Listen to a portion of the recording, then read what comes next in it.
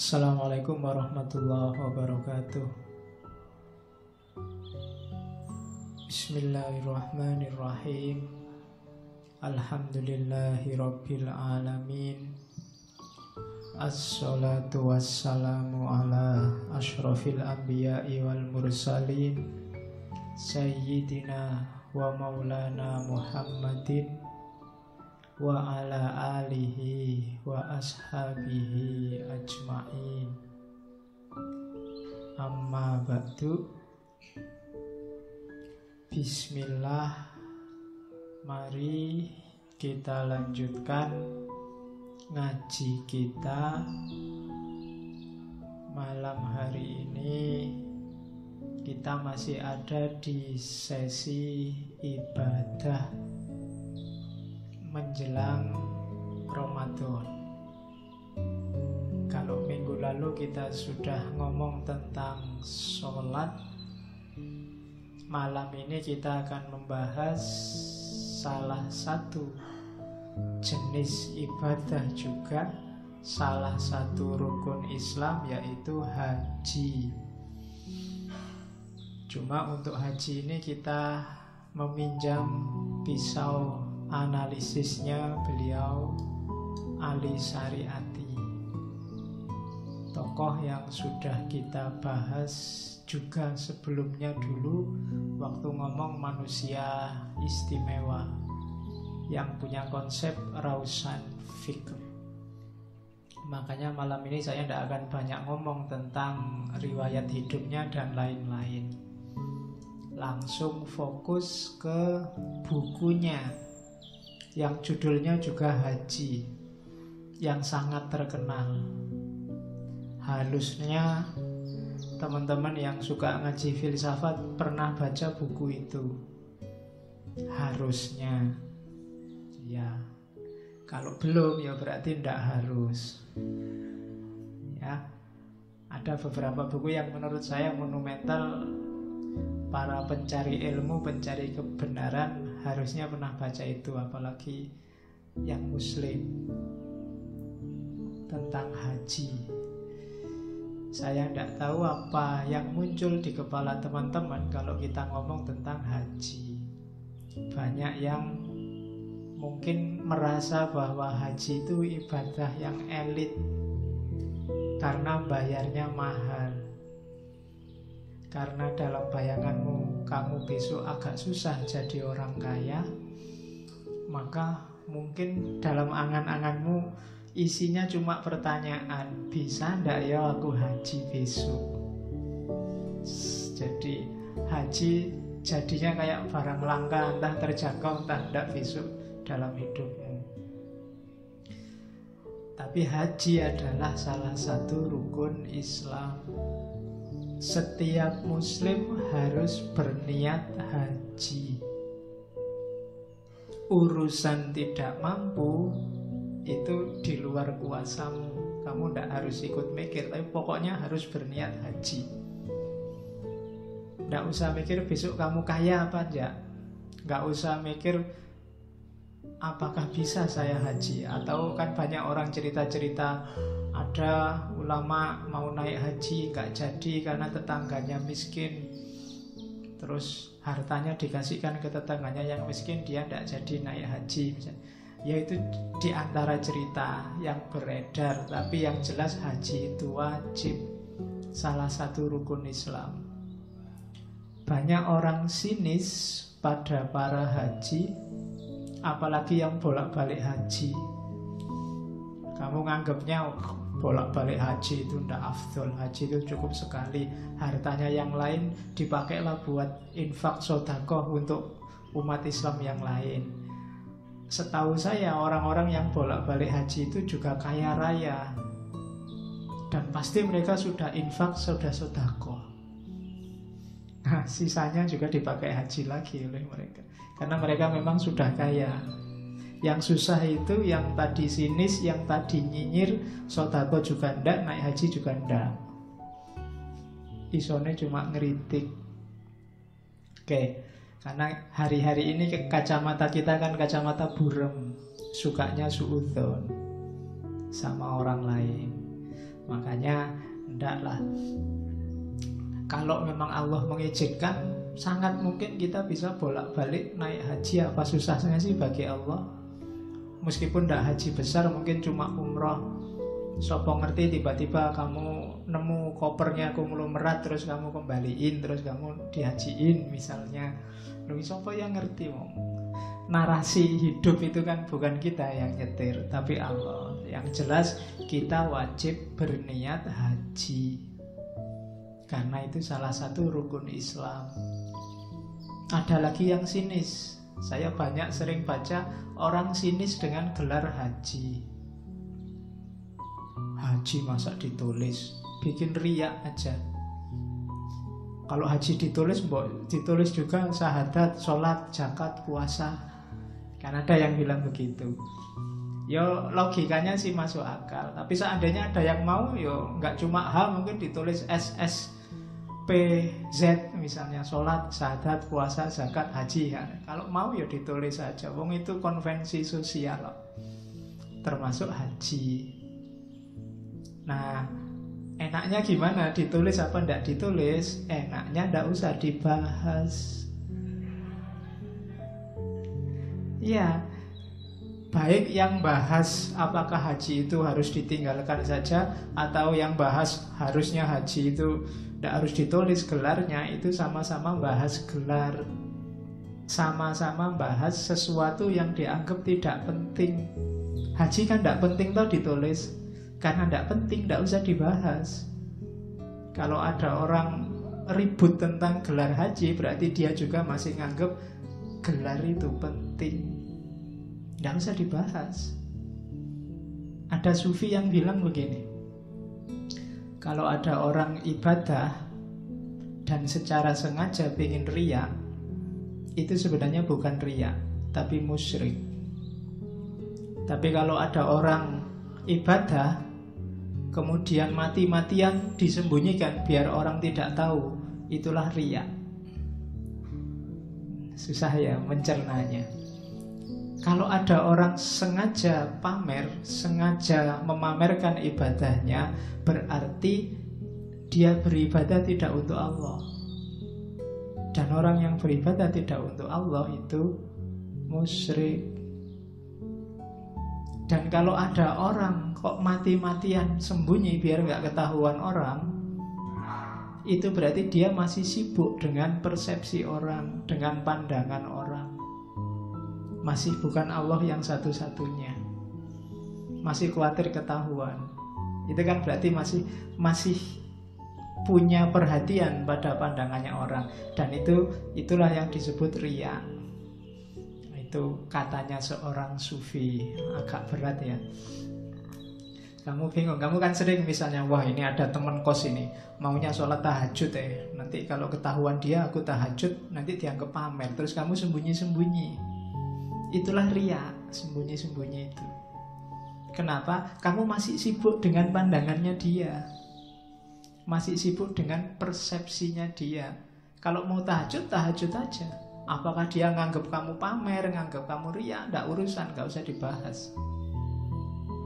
Nah, itu sikap mentalnya orang yang ibadah. Makanya hati-hati. Ya kayak gelar haji tadi, mereka yang sibuk juga mengkritik agar gelarnya nggak dipakai, itu juga sebenarnya sibuk dengan gelar. Makanya saya belajar begitu, tidak sibuk dengan gelar. Saya belajar apapun orang manggil saya biar aja lah. Ada yang manggil saya ustadz, ya wis lah. Padahal ustadz itu bukan bahasa Arab. Ustadz itu akar katanya bahasa Persia, artinya memang guru. Cuma dalam sejarahnya akar katanya dari istad. Istad itu guru privat yang memprivat dari rumah ke rumah. Cuma ada cirinya. Biasanya orang yang privat dari rumah ke rumah itu harus dikebiri, karena khawatir memangsa yang ada di rumah. Jadi ada narasi bahwa di antara cirinya ustadz atau istad versi bahasa Persia itu orangnya dikebiri dulu. Jadi kalau kamu manggil aku ustadz, Jangan-jangan kamu punya ambisi begitu. Tapi ya ndak usah tak bahas, aku sudah bertekad ndak usah bahas gelar. Mbok kamu banyak juga yang manggil saya itu Pak Yai, ada yang manggil Mbah Yai, Mbah Yai. Sembul lah, aku ndak usah tak bahas itu. Terserah lah, yang bikin kamu seneng manggil aku apa boleh lah. Mau manggil Cak ya boleh, Cuk ya boleh. Iya, wong nama aja kok ya. Yang membahagiakanmu manggil aku apa lah. Ndak usah sibuk. Kalau aku bahas itu apalagi marah-marah. Saya kok dipanggil kiai? Saya itu bukan apa-apa, saya itu sama aja, itu namanya sibuk dengan gelar. Jadi satu-satunya jalan, ndak usah dibahas. Biar aja lah, suka-sukamu lah, yang bikin kamu seneng apa. Wong itu cuma atribut, kalau bahasa filsafatnya aksiden, bukan substansi. Meskipun kamu panggil ustadz, kamu panggil kiai, kalau kurang ajar ya substansinya kurang ajar. Jadi ndak penting panggilannya. Oke, saya dipanggil Jokowi aja ndak mau. Namanya bukan Jokowi. Oke, terus kembali ke Ali Syariati. Hajinya Ali Syariati, buku hajinya Ali Syariati itu salah satu karya awalnya Ali Syariati yang terkenal, diterjemahkan dalam puluhan bahasa. Meskipun di Iran sendiri di awal-awal buku ini dicekal. Ya seperti biasa, ciri pikirannya Ali Syariati, dia revolusioner. Kritiknya tajam sekali pada pemerintah saat itu, Shah Iran. Bolak-balik harus masuk penjara. Tapi penggemarnya banyak. Dan bagi banyak kalangan, Ali Syariati lah ideolog revolusi Iran. Ideolog itu beliaulah yang membangun prinsip-prinsip ideologi masyarakat Iran, sehingga mereka bangkit, kemudian melakukan revolusi, dan lahirlah Republik Islam Iran yang kita kenal hari ini, salah satu negara yang lumayan kuat dan disegani di Timur Tengah, salah satu poros besar. Oke, malam ini kita lihat bagaimana konsepnya beliau tentang haji. Yang jelas, pasti malam ini kita tidak sedang belajar manasik. Ya, manasik haji ya kamu belajar sama guru fikih. Kalau bagi ahli syariati ya haji itu ya manasiknya ya, cuma ada makna kuat dibalik sekedar aktivitas fisiknya. Sama kayak minggu lalu ketika sholat. Sholat itu kalau hanya aktivitas fisiknya itu hanya olahraga, olah fisik. Tapi dibalik itu ada makna spiritual yang luar biasa. Bahkan kalau di hajinya Ali Syariati, maknanya tidak cuma spiritual, tapi dia juga punya makna perubahan sosial dan revolusi. Itulah maknanya haji. Mungkin ada yang pernah haji di sini bisa membayangkan, atau setelah paham Ali Syariati yang sudah pernah haji ingin ke sana lagi, ya, mungkin bisa lebih mendalam. Yang belum, dibayangkan saja, paling tidak bisa mengambil maknanya. Sebenarnya kalau ada niatmu yang sangat kuat, kerinduanmu untuk ke sana sangat dalam, itu jalannya akan muncul. Cuma saya sering bilang, Allah itu datang padamu sedalam keyakinanmu. Kalau kamu yakinnya hanya 50%, Allah ya datangnya 50%. Kalau kamu ragu-ragu bisa ndak ya aku naik haji, wong bayar SPP kuliah aja pontang-panting sekarang. Ya, kalau yakinmu hanya segitu, ya Allah datangnya cuma segitu. Kamu tidak membayangkan tuh ada tukang beca, ada tukang parkir, menyisihkan uangnya barang 5.000, 10.000, akhirnya bisa naik haji. Itu kan tidak masuk di kerangka berpikir matematikamu. Tapi buktinya bisa. Ketika niat sudah kuat, keyakinan sudah kuat, jalannya akan datang. Biasanya musuh itu diri kita sendiri. Kenapa tesismu nggak jadi-jadi? Niatnya kurang kuat, keyakinannya kurang mantap. Kalau sudah serius kuat, jalannya pasti muncul. Kamu bingung nyari referensi, kalau azammu sangat kuat, nanti akan ada jalan kamu ketemu referensi itu. Kalau kamu tidak yakin, ya tidak akan ketemu. Kalau kamu sudah putus asa, tidak ada Pak, tak cari-cari di perpus, tidak ada. Ya tidak ada sudah. Mau kamu sendiri sudah yakin tidak ada. Jalannya sudah kamu tutup sendiri, sudah selesai. Oke, haji juga begitu. Kalau kamu pesimis bisa berangkat ke sana, ya enggak. Kalau kamu hari ini sudah punya ideologi, Pak, eman-eman duitnya lebih baik buat fakir miskin sekeliling saya, ya itu yang akan terjadi. Padahal apa susahnya sih kamu juga bercita-cita naik haji, juga memberdayakan masyarakat. Bagi Allah tidak ada susahnya. Tapi karena keyakinanmu cuma separuh, ya hasilnya separuh. Oke, ini cara berpikir religius. Tidak bisa pakai matematika. Kalau pakai matematika mungkin masa depanmu gelap. Kuliah di UIN, fakultasnya Usuluddin, kemudian jurusan filsafat, kemudian mau jadi apa besok, kan gitu. Gelap kan? Kalau kamu tidak yakin, gelap. Wong kalau kamu buka koran, buka lowongan pekerjaan itu, kamu tidak akan nemu ada dicari seorang filosof, itu tidak akan ketemu. Ya, susah. Yang mau nyari bayarinya susah. Oke, kita kesini sekarang. Kita lihat bagaimana Ali Syariati memaknai haji secara revolusioner. Saya dulu ke sana tahun 2012. Cuma saya merasa lebih paham hari ini, meskipun dulu sebelum haji juga baca-baca Ali Syariati, tapi lebih paham hari ini. Seandainya kembali lagi, mau ada sesuatu yang saya perdalam sesuai konsepnya Ali Syariati. Cuma dulu masih agak maju mundur, khawatir salah manaseknya, sehingga yang batinnya tidak terlalu tertangkap.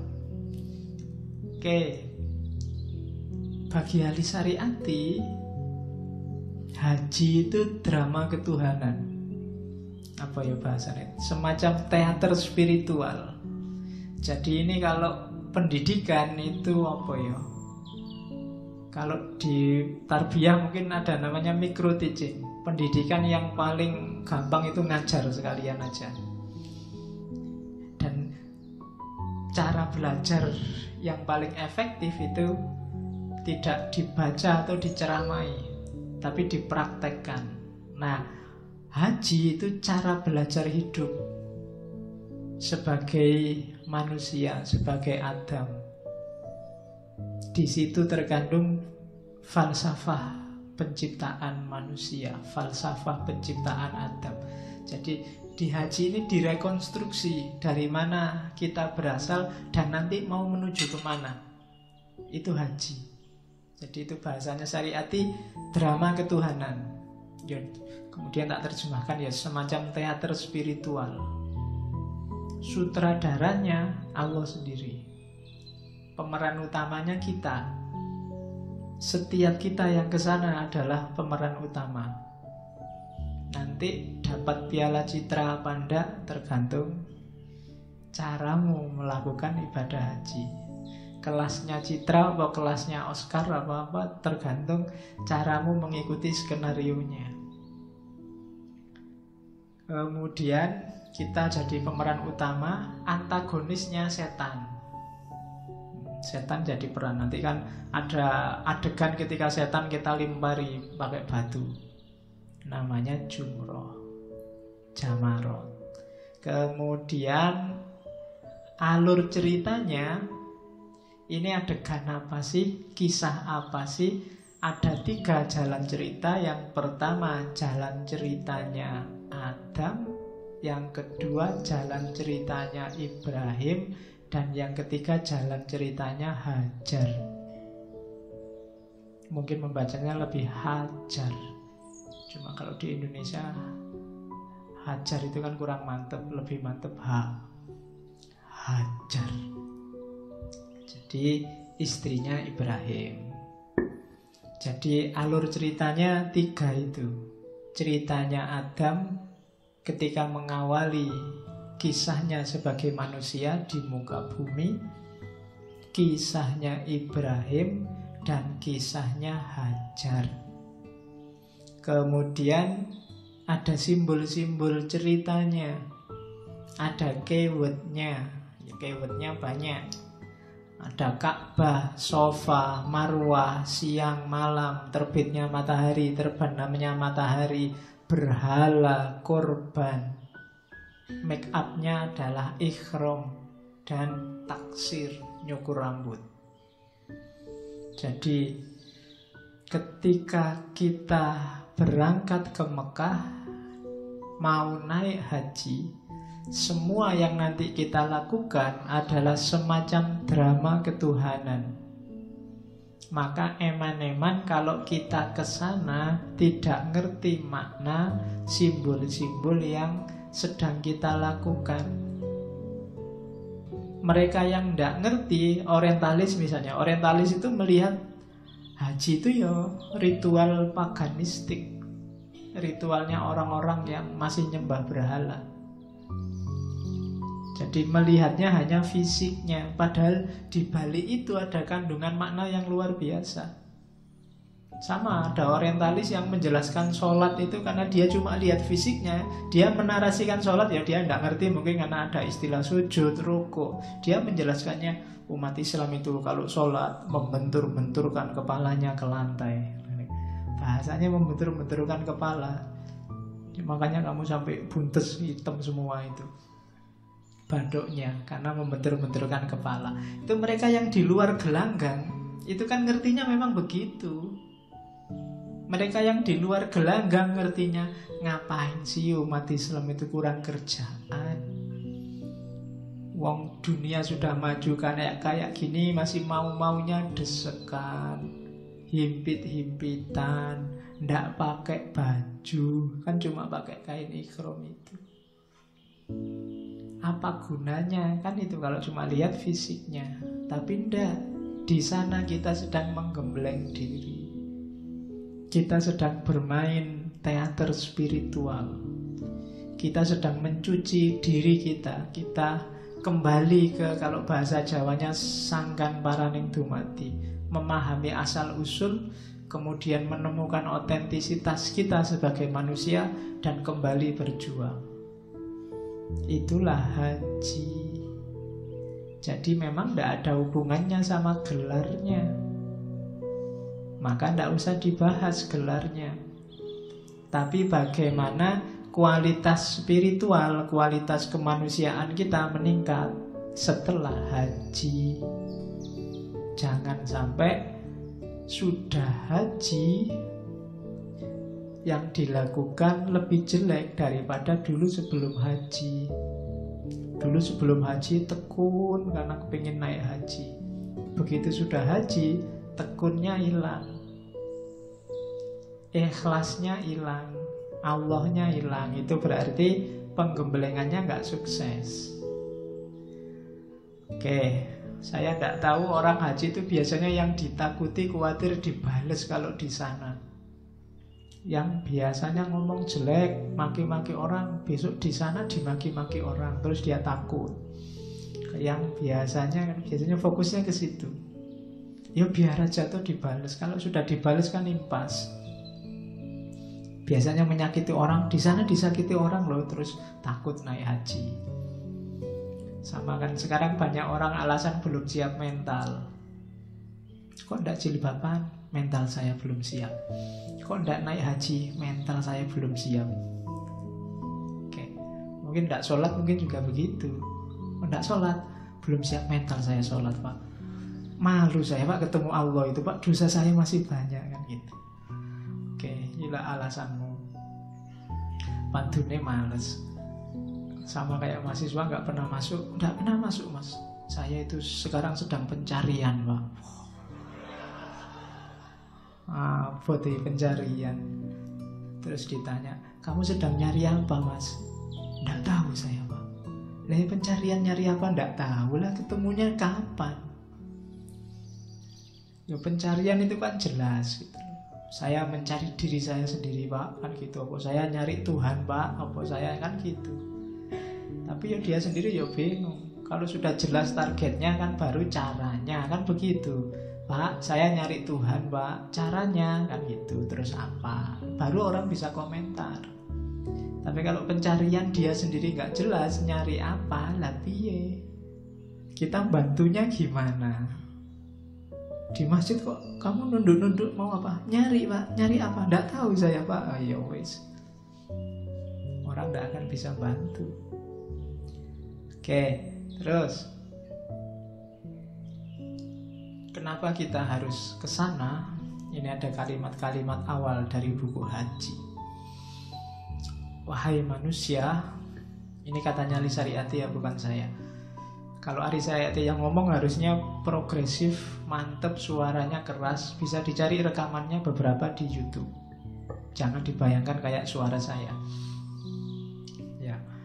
Semua malaikat bersujud kepadamu, tapi karena pengaruh masyarakat, lama-kelamaan engkau sangat berubah.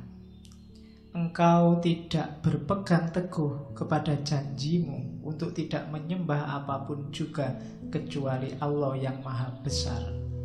Sebaliknya, engkau menghamba kepada berhala-berhala yang sebagiannya adalah ciptaan manusia. Ciri hidupmu adalah loyalitas kepada manusia-manusia lain, pemujaan diri sendiri, kejam, bodoh, tidak berarah tujuan, tidak merasa takut, dan tamak. Kehidupan ini telah membuat kalian memiliki sifat-sifat kebinatangan. Kalian bagaikan serigala, anjing, tikus, dan domba. Silahkan milih salah satu. Kamu lebih mirip yang mana? Serigala berarti agresivitasnya, anjing pada tipu dayanya, tikus pada ketamaannya, domba pada kerelaannya diperbudak. Kamu ada di mana sekarang? Kamu analisis sendiri. Kita jadi binatang apa hari ini? Wahai manusia, karena itu kembalilah kepada awalmu seperti sedia kala. Jadilah manusia lagi. Caranya antara lain, tunaikanlah ibadah haji dan jumpailah sahabat terbaikmu yang telah menciptakan engkau sebagai yang sebaik-baiknya di antara semua makhluk. Dia sedang menantikan kedatanganmu. Tinggalkanlah istana-istana kebesaran, gudang-gudang kekayaan, dan kuil-kuil yang menyesatkan. Lepaskanlah dirimu dari kawanan binatang yang digembalakan oleh serigala. Ikutilah rombongan mi'at menuju rumah Allah atau rumah umat manusia. Jadi ayo kita kembali ke asal. Caranya kita ke rumahnya, sahabat terbaik kita, yang pasti cinta, pasti sayang pada kita, tidak mungkin benci. Dan beliau sudah nunggu lama untuk kita datang. Makanya orang haji itu kalimat yang paling sering dibaca adalah labbaik Allahumma labbaik. Itu kan baik ya Allah, aku penuhi panggilanmu. Allah sudah manggil-manggil sejak lama, cuma kita masih nunggu. Kita banyak alasan. Alasan masih muda lah, alasan gak punya uang lah, alasan masa depan suram lah, alasan masih jomblo lah, besok kalau sama istri aja lebih enak. Alasannya banyak. Padahal Allah sudah nunggu-nunggu. sudah hai bolak-balik, sudah hello bolak-balik. Di Al-Quran banyak ayat yang bunyinya ya ayyuhalladzina amanu, ya ayyuhan nas, itu kan bolak-balik Allah sudah menyapa kita. Cuma kita masih asik jadi binatang. Kita menikmati jadi serigala, kita menikmati jadi anjing, kita menikmati jadi tikus, jadi domba. Makanya kata Ari Syariati, yuk berangkat sekarang, kita penuhi panggilannya dengan ibadah haji. Bagi yang tidak mampu ya pastinya memenuhi panggilan itu antara lain sholat. Paling tidak kita bisa ketemu Allah sehari 5 kali. Makanya kalau sholat ya bayangkan sedang ngadep yang maha. Ngadep yang maha itu kan mestinya harus melebihi ngadep yang di bawahnya. Ngadep dosen aja kan kita nggak berani pakaian sembarangan, harus pakai sepatu, pakai ketuk pintu dulu, senyum dulu, nggak berani meleng kiri meleng kanan, fokus, ngomong aja nunduk. Itu ketemu manusia. Harusnya ketemu Allah melebihi itu. Kadang-kadang kan kamu santai cuma pakai sarung, kadang pakai kaos yang robek-robek, kadang pakai ya. Pernah tak ceritain saya sholat di belakang anak muda pakai kaos dagadu.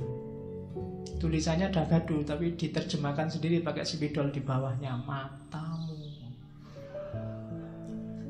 Jadi kita yang sholat di belakangnya begitu ke depan langsung misuh kan, matamu.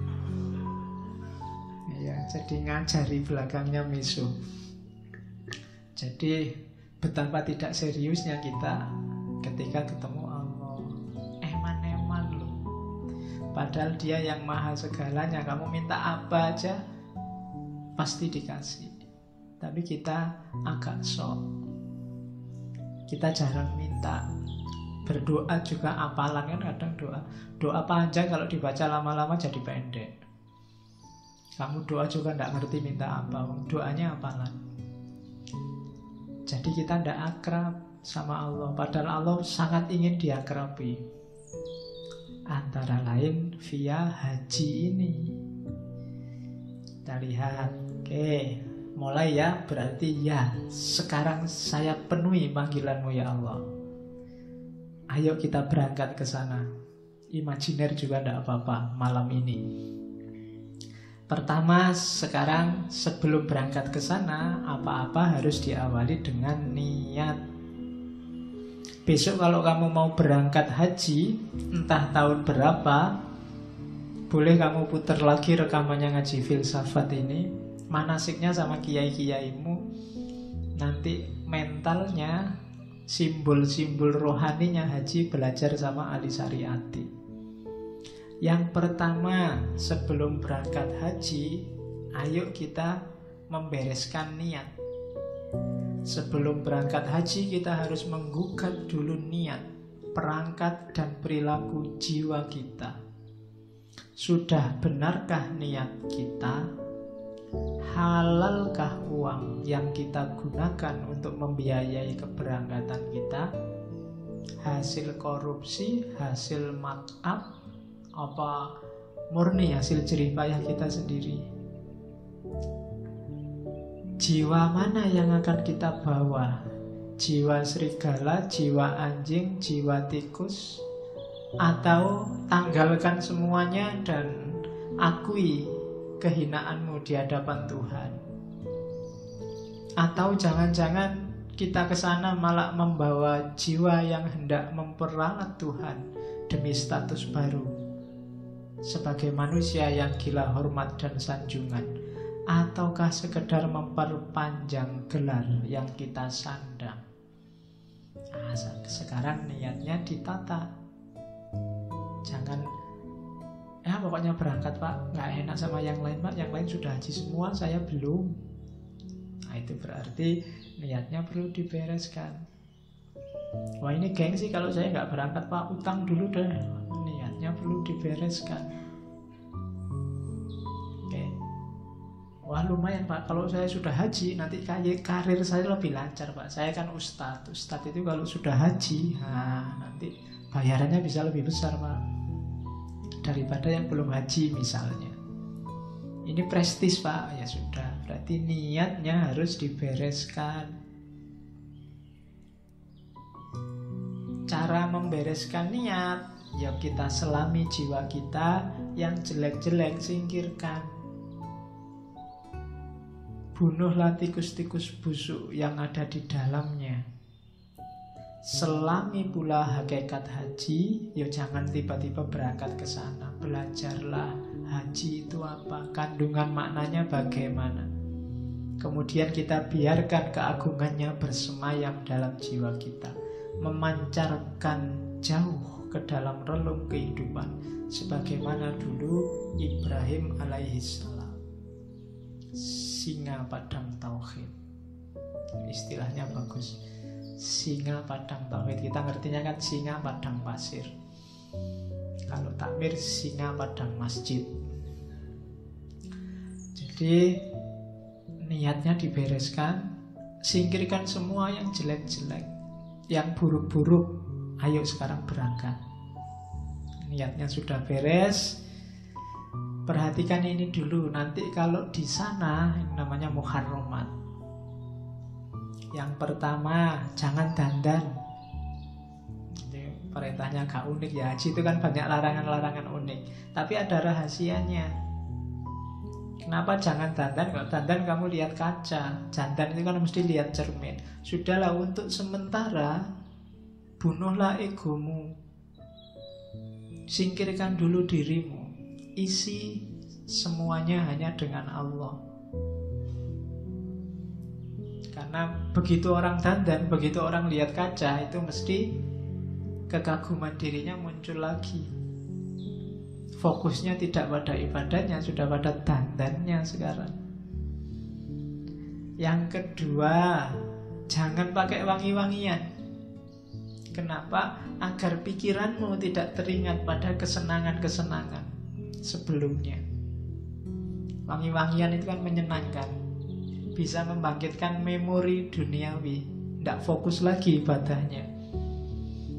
Bukan karena Pak dilarang wangi-wangian, nanti kalau kecut gimana Pak? Kasihan teman sebelah saya. Tidak masalah, mending kecut, orangnya langsung tobat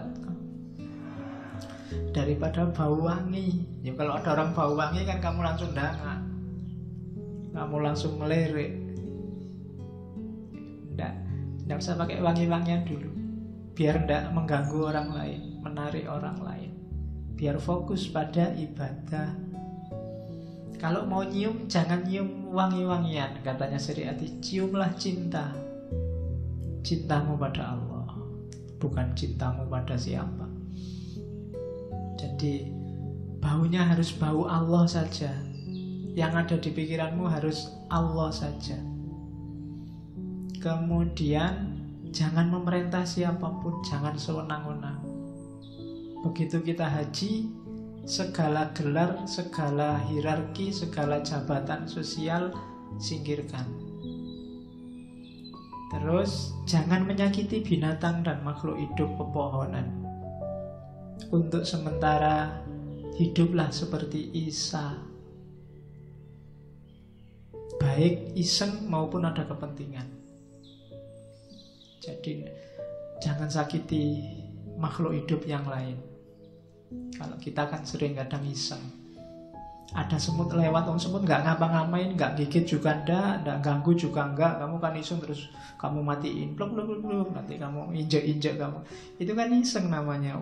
Itu kalau semutnya protes kan komplain, dia salahku apa?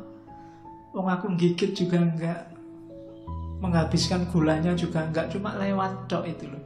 Kamu sadis sekali, dibunuh semua. Kadang sak deret kamu bikin mainan seret gini. Iya, itu isengnya ya. Oke. Kadang tumbuhan juga gitu. Saya punya temen itu kalau jalan iseng aja, kalau jalan ada tumbuhan tiba-tiba dipetik satu, daunnya tek terus. Ya gak dipakai apa-apa, buang lagi. Tek iseng. Oke, lu tumbuhan juga makhluk hidup. Kok kamu isengin? Makanya ada cerita para sufi itu kalau jalan dia takut, nyabut rumput aja takut kalau nggak ada gunanya, nginjek semut dia juga takut. Kenapa? Lah mereka juga makhluk hidup, kecuali ada keperluannya. Kalau enggak, misalnya ganggu kamu sedang makan, kamu sedang kamu singkirkan, terus kepelenet, terus mati, ya monggo aja. Ada nyamuk, terus kamu tepuk, terus mati, ya enggak apa-apa, mau ganggu. Ya enggak usah gaya, nyamuk ini Pak, wah ini makhluk hidup Pak, biar aja gigit Pak, saya ya enggak. Itu namanya konyol. Jadi ya kadang-kadang kan aneh-aneh orang mikir itu. Oke, jadi untuk sementara jadilah seperti Isa, penyayang, jangan ganas. Kemudian pepohonan juga begitu, jangan dicabuti, jangan dipatah-patahkan, jangan agresif, jangan berburu, bersikap baiklah terhadap makhluk-makhluk lain. Jangan bercumbu, apalagi berhubungan badan. Temukan cinta yang sejati. Kalau besok bersama pasangannya, temukan cinta yang sejati. Ya cinta yang sejati di situ maksudnya Allah. Tapi bisa juga kalau yang bawa istrinya atau suaminya. Karena kebanyakan ketika orang nikah itu dasar besarnya nafsu. Nyari yang paling cakep, nyari yang paling seksi, nyari yang paling hot, kan biasanya itu.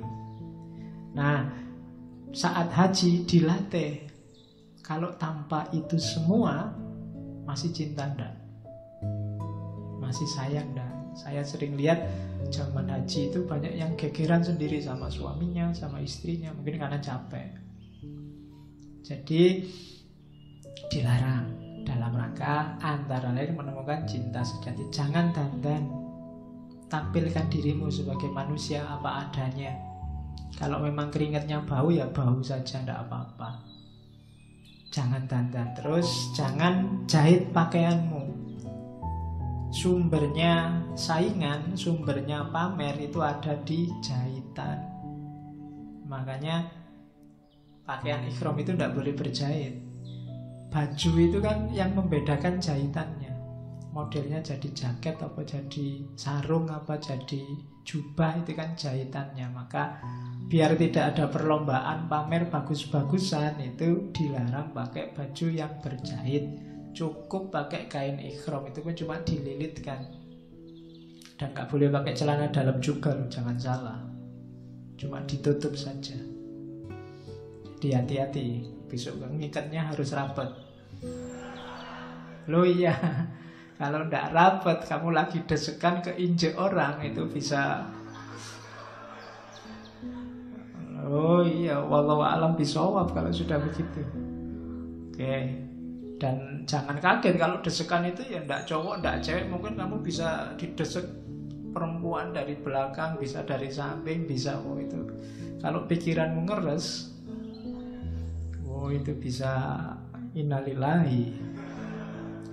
Oke, oh itu pendidikan yang luar biasa di sana itu. Terus setelah itu ayo dimulai ibadah hajinya. Mulainya di mana? Dari mikot. Begitu kita sampai mikot, mikot itu simbol dari kuburan, makam. Di sana kan kita ikhram. Kita kuburkan diri kita yang lama dan kita bangkitkan diri kita yang baru sejak dari mikot.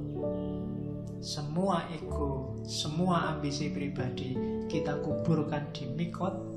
Kita ganti kostum ikhram dan lahir jadi manusia yang baru. Jadi kesadaran kita sekarang ganti.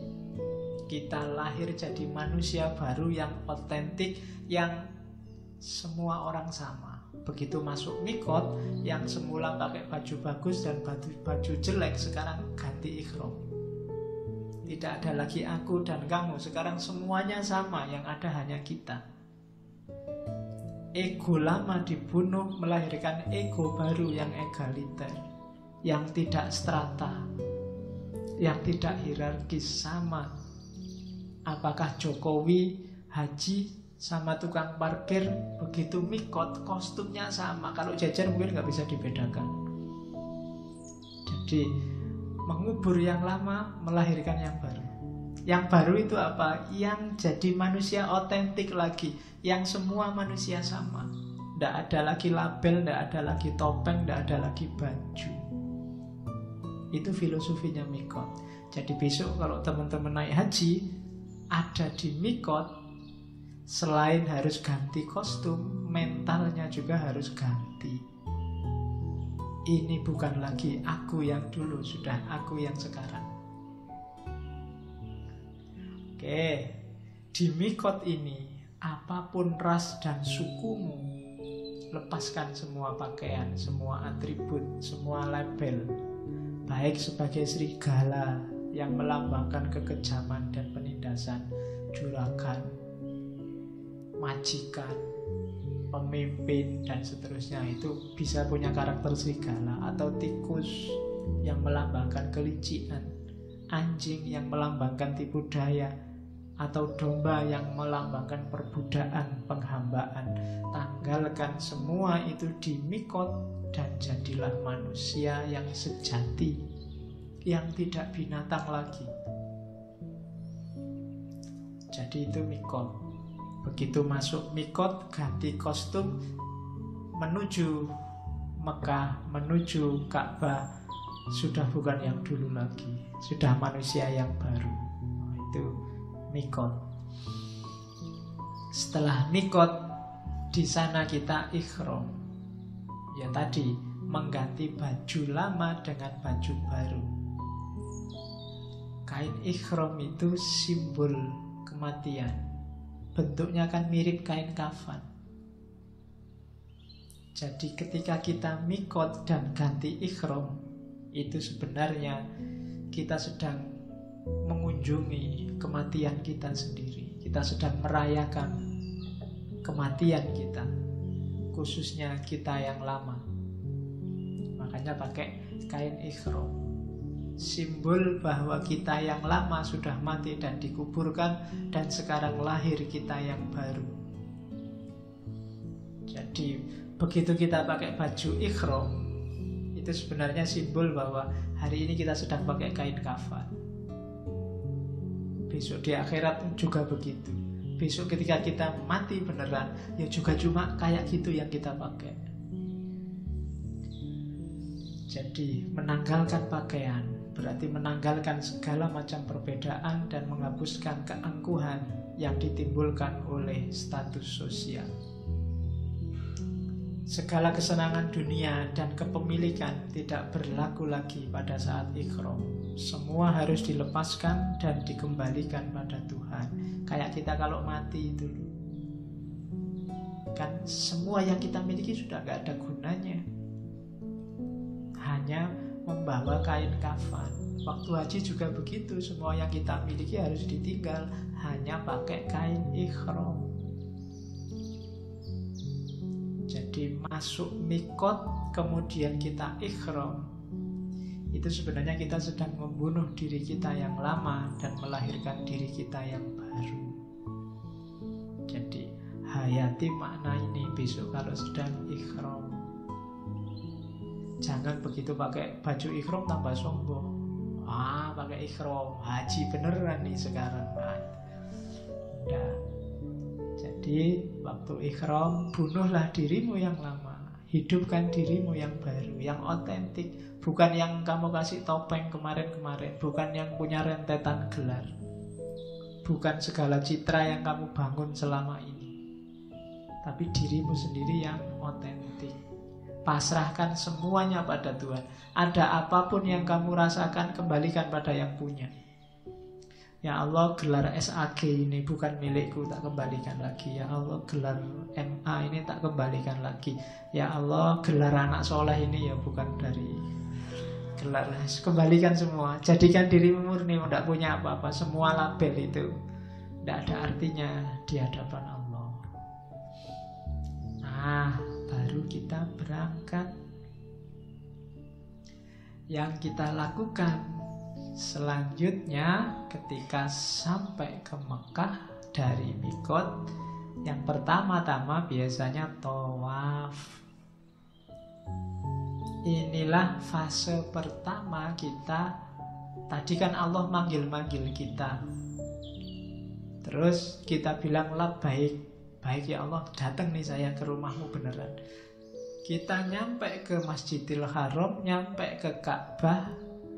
Itulah fase, dalam tanda petik ya, kita sedang salaman dengan Allah. Fase kita berjabat tangan, Allah bilang selamat datang. Itu tawaf. Jadi oke, kalau kita sudah berjabat tangan dengan Allah, saat itu juga kita akan jadi orang bebas. Saat itu juga dunia dan seisinya tidak ada artinya lagi. Kita tidak lagi pengen semua atribut yang kemarin-kemarin kita miliki. Kita bebas dari semua perjanjian yang kita bikin sebelumnya. Dari kepala suku, dari uang, dari aristokrat, dari tuan tanah, katanya ahli syariati. Engkau bebas. Begitu kamu salaman dengan Allah dalam aktivitas yang namanya tawaf. Makanya tawaf itu setiap muter kan, nanti kalau di sudutnya Hajar Aswad itu kita ngangkat tangan terus bilang Bismillahi Allahu Akbar. Salaman sama Allah, menyapa Allah, dan Allah menyambut, jadi jabat erat dari Allah. Nah, itu tawaf. Pelajaran pertama tawaf. Pelajaran kedua, tawaf itu adalah gerak. Dan muslim sejati itu bukan muslim yang diam, tapi bergerak, berproses. Cuma geraknya bukan sembarang gerak. Gerak yang tidak ngawur, tapi gerak yang ada porosnya. Gerak yang terkontrol. Tujuannya jelas. Gerak terkontrol itu kemana? Gerak ke atas, gerak menuju Allah. Makanya geraknya anti gravitasi.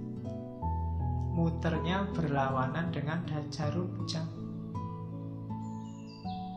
Jadi gerak menuju kesempurnaan. Manusia itu harus berproses, semakin baik, semakin baik, semakin baik. Dan itu simbolnya pakai tawaf. Untuk bisa semakin baik, semakin baik, harus dekat dengan Ka'bah. Porosnya ya Ka'bah itu. Secara spiritual, dalam hidup kita porosnya harus Allah. Maka hidup kita akan semakin sempurna, semakin sempurna. Hakikat hidup kita itu Allah. Ayo kita gerak, ayo kita aktif, tapi di dalam Allah, dekat dengan Allah. Ayo kita bikin revolusi, tapi dekat dengan Allah. Berproses, jangan mandek, tapi dalam lingkungan Allah. Itu tawaf, bareng sama yang lain. Oke, kalau bahasanya syariati, mengajarkan manusia untuk bergerak ke arah menjadi atau menyempurnakan. Bergerak, maju, mencari kesempurnaan, merindukan keabadian. Itu tawaf. Jadi muter. Muter yang tidak asal muter. Banyak orang yang aktivitasnya banyak, kesibukannya luar biasa, tapi tidak jelas dia ini mau kemana, orientasinya kemana, hasil akhirnya apa. Indonesia misalnya, kita sekarang mati-matian membangun. Kalau pembangunan sudah terjadi, terus apa? Itu kita jarang mikir. Padahal kuncinya apakah kita progres semakin baik atau semakin jelek itu kan jelas targetnya. Kalau kalian mau di setiap melakukan apapun, coba kasih pertanyaan, terus ngopo kalau bahasa Jawanya. Terus gimana? Kalau misalnya, Pak saya ingin cepat lulus. Kalau sudah cepat lulus terus ngapain? Harus bisa jawab. Kalau nggak bisa jawab berarti tidak jelas tadi kenapa mau cepat lulus. Pak, saya ingin segera dapat kerja. Kalau dapat kerja terus ngapain? Ya bisa segera kawin, Pak. Kalau sudah segera kawin terus ngapain? Kalau coba kejar gitu terus, paling kamu stres dewi. Pak, saya bertekad akan rajin ngaji filsafat terus, Pak. Iya. Terus ngapain kalau sudah rajin? Targetmu apa sih? Pingin apa sih? Nah, itu berarti apa? Tujuannya jelas. Kalau tujuannya jelas, kelihatan nanti progres apa enggak progres. Kalau tujuanmu enggak jelas, jangan-jangan kamu merasa jalannya maju tapi sebenarnya mundur. Dan kamu enggak sadar. Dari Orde Baru ke Orde Reformasi itu kan perkembangan jelas, perubahan jelas, tapi maju apa mundur kan gelap. Enggak jelas, ini maju apa mundur. Buktinya ketika ada stiker piye enak zamanku toh, kamu ya merasa cocok-cocok aja. Jangan-jangan berarti kita ini jalannya nggak maju tapi mundur. Nah, gaya kayak gini disindir oleh perilaku tawaf. Tawaf itu ya gerak, tapi beraturan, disiplin, dan jelas tujuannya. Progresnya juga jelas, semakin sempurna, semakin sempurna. Nah, itu aktivitas tawaf. Rumusnya tawaf katanya Syariati ini loh. Untuk jelas target, untuk kelihatan progres apa enggak, semakin baik apa enggak, ada faktor ketidakberubahan, ada faktor gerakan, ada faktor kedisiplinan. Itulah tawaf. Faktor tidak berubah itu apa? Yaitulah nanti porosnya, tujuannya. Setelah itu baru ada gerakan.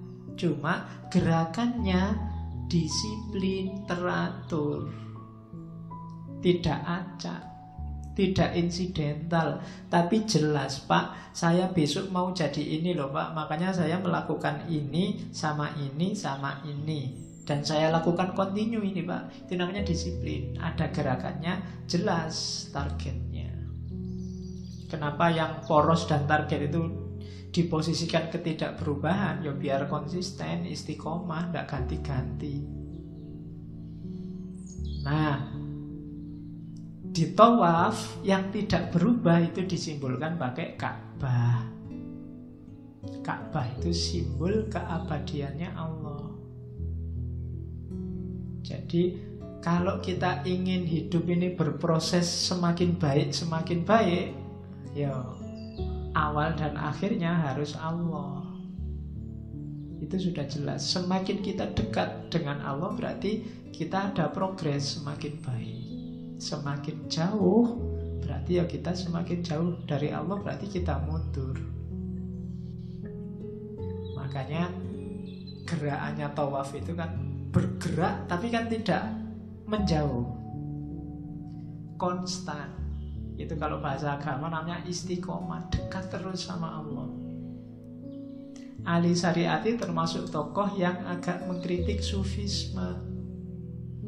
Kalau sufisme itu kan meniadakan diri sama sekali, menyisakan hanya Allah. Katanya Syariati tidak begitu. Kita di dunia ini disuruh jadi manusia, ya peran kita manusia. Cuma kita hidup di dunia bukan lebur bersama Allah, tapi kita membawa Allah dan dekat selalu sama Allah dalam segala aktivitas kita. Simbolnya tawaf. Jadi usahakan meskipun belum haji, gerakan kita adalah gerakan tawaf. Gerakan tawaf itu gerak yang dekat terus sama Allah. Jaraknya konstan dan disiplin. Disiplin itu berarti ya istiqomah. Istiqomah itu menurut saya yang paling berat. Kalau sekedar tahu mana yang baik, yang harus dilakukan kita semua tahu. Tapi istiqomah dalam kebaikan itu yang agak berat.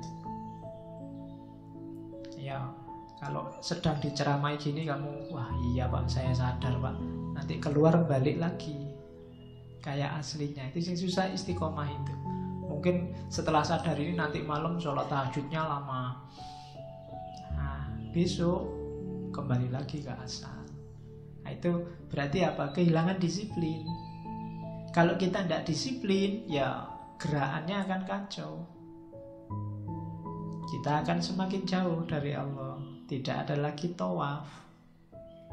Maka simbol tawaf, ketika kita tawaf di sekeliling Ka'bah, itu berarti kita sedang latihan dekat sama Allah, tidak menjauh. Oke, terus tawaf itu di sekeliling Ka'bah. Analisisnya Ali Syariati tentang Ka'bah itu beda sama kita.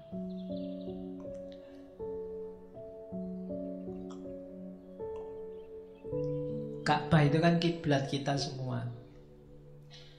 Kalau ada yang tanya Ka'bah itu sebenarnya ngadep kemana sih, kamu akan bingung.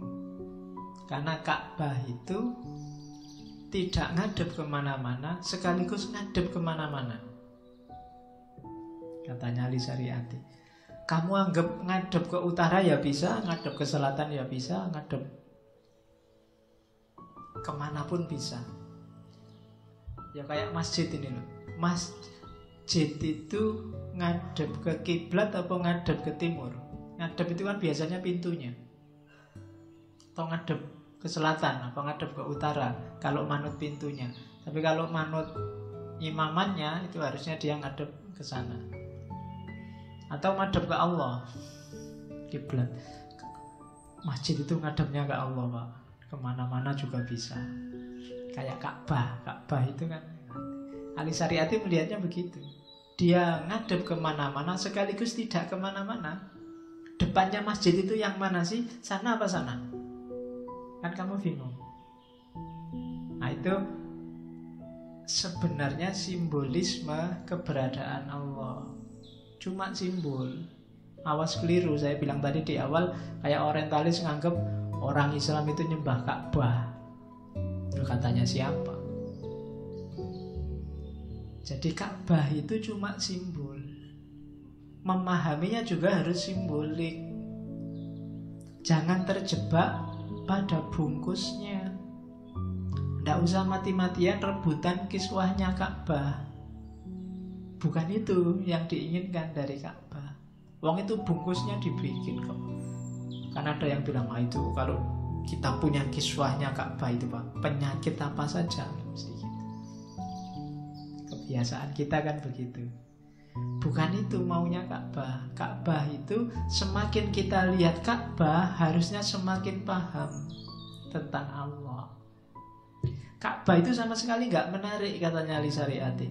Di sana nggak ada ukir-ukiran luar biasa, nggak ada ornamen, nggak ada arsitektur yang wah. Cuma kotak biasa. Bandingkan sama kuil-kuil Tiongkok kuno, bandingkan sama ornamennya masjid apa gereja apa menara-menara. Ka'bah itu lugu sekali, cuma kotak tok. Ya kan cuma kotak, ndak ornamen apa-apanya ndak ada. Dan itu simbolnya jadi tak terbatas, katanya Ali Syariati. Menyimbolkan keabadiannya Tuhan. Jadi apa tidak bisa dulu Allah merintah bangunlah Ka'bah ini dengan ornamen yang bagus? Mungkin bisa. Apalagi katanya Ka'bah itu sudah 10 kali dipugar, beberapa kali roboh. Jangan salah, Ka'bah itu tidak sejak zaman Nabi Adam atau Nabi Ibrahim dulu begitu, enggak. Beberapa kali roboh, dibangun lagi.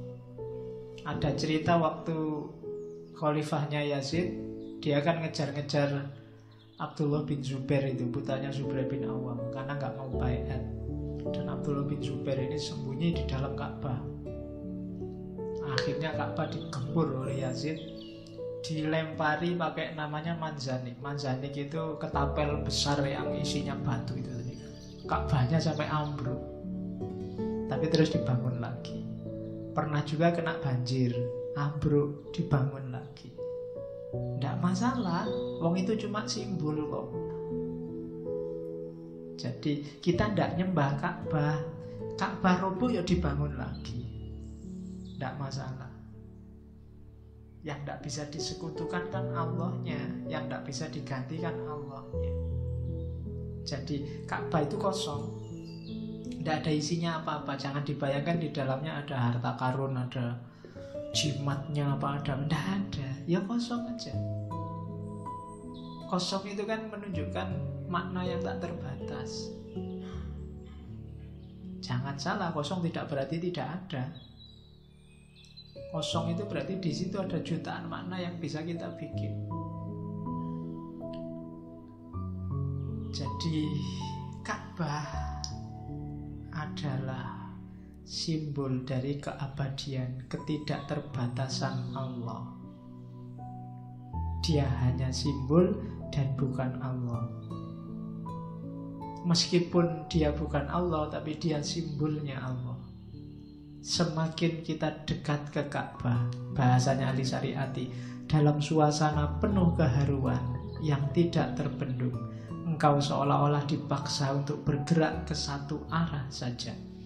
Engkau tidak bisa mundur. Dunia ini bagaikan sebuah jantung yang berdenyut-denyut. Kemanapun engkau memandang, yang engkau saksikan hanya Allah.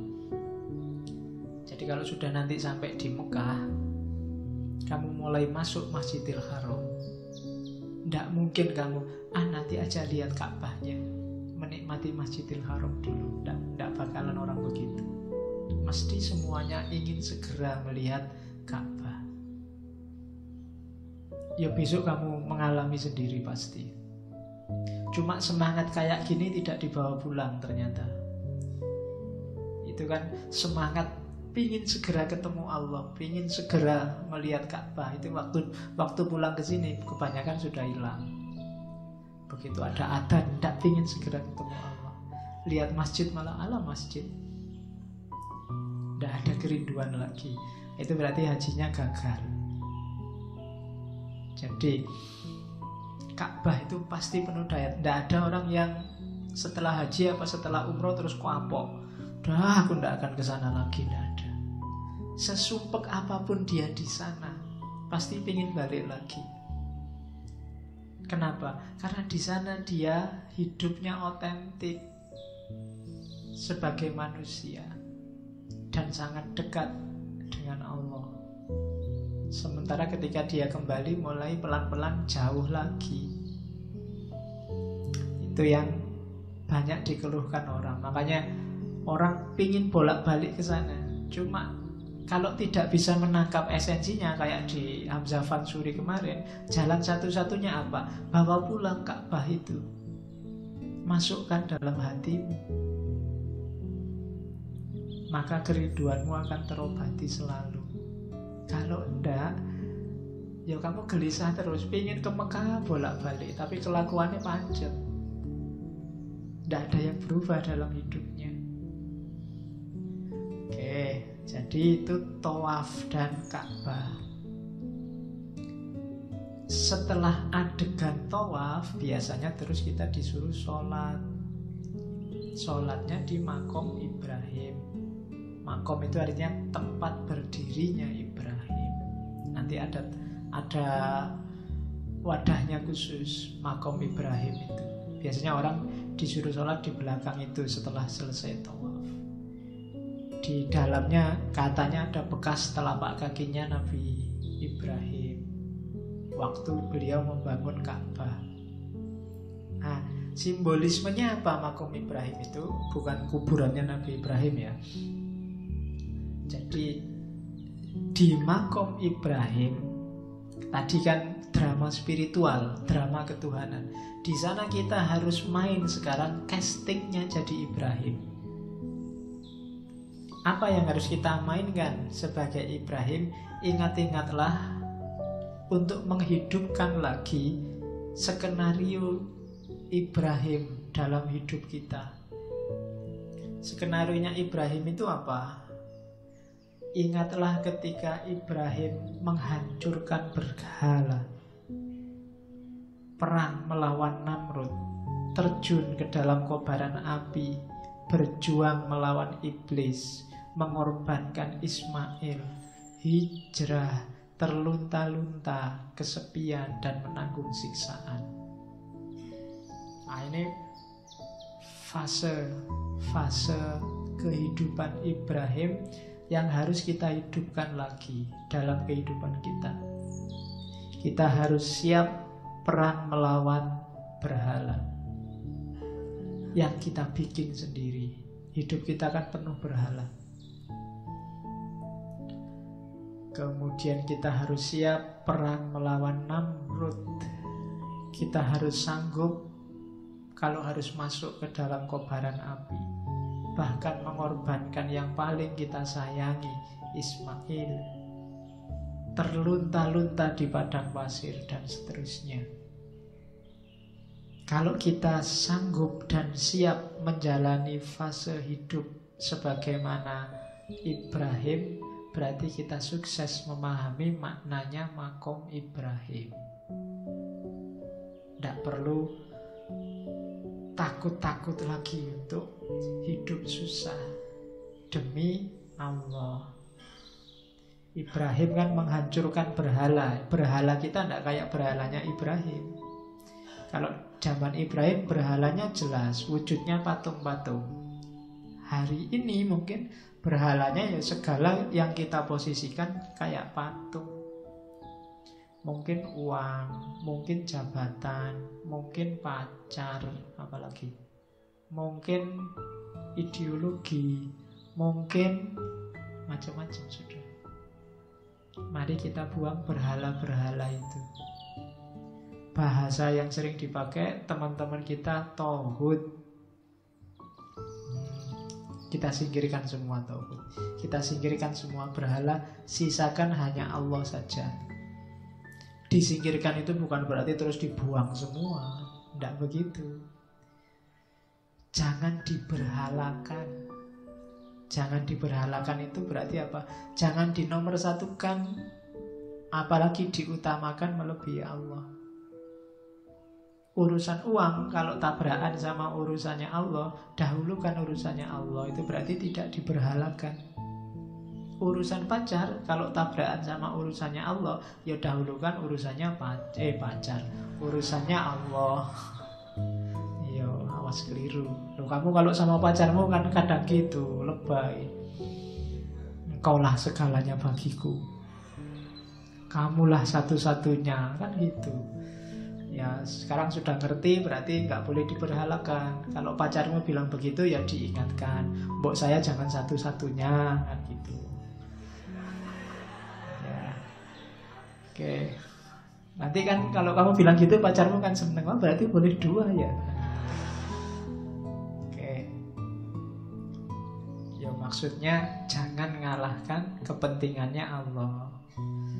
Harus siap, bahkan harus mengorbankan Ismail, harta yang paling disayang, harta yang paling berharga.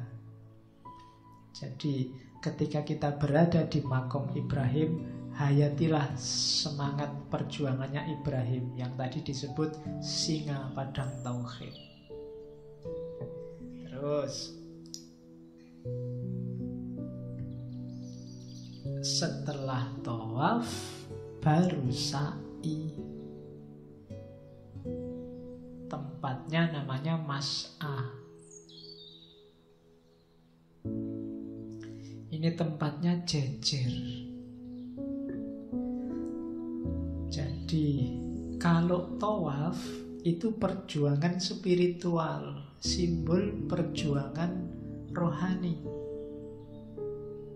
yang menuntut kita dekat sama Allah. Kalau sa'i itu simbol perjuangan fisik. Sa'i itu kan disimbolkan ceritanya Hajar yang kebingungan karena bayinya Ismail butuh air. Terus dia lari-lari dari Sofa ke Marwah bolak-balik sampai 7 kali. Dan yang dilakukan Hajar sekarang kita imitasi dalam aktivitas yang namanya sa'i. Ini simbol aktivitas fisik, aktivitas duniawi. Jadi rohani iya, akhirat iya, dunia juga iya. Setelah kita tawaf, setelah selesai urusan rohani, ya tetap kita harus ngurusi kehidupan dunia. Oke. Kita harus berusaha, kita harus bekerja. Jangan mentang-mentang, wah saya sudah dekat sama Allah ini Pak, nggak perlu kerja lagi, nggak begitu. Tetap, Pak saya sudah tentram, hati saya merasa dekat sama Allah, tidak butuh gelar lagi saya Pak, tidak butuh ijazah lagi, tidak butuh skripsi lagi, tidak butuh tesis lagi, tidak. Kalau sudah beres kamu dengan tawaf, sekarang saatnya sa'i. Sa'i itu apa? Berusaha. Pengen pinter ya belajar, pengen kaya ya bekerja. Pakai logika, pakai rasio.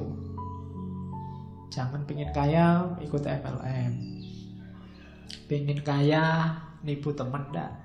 Pakai yang rasio, berusaha lari. Meskipun yang menentukan hasilnya kan tetap Allah, tapi harus ada usahanya. Jadi katanya Ali Syariati, air tidak ditemukan melalui jerih payah, tetapi melalui kasih sayangnya setelah berjerih payah.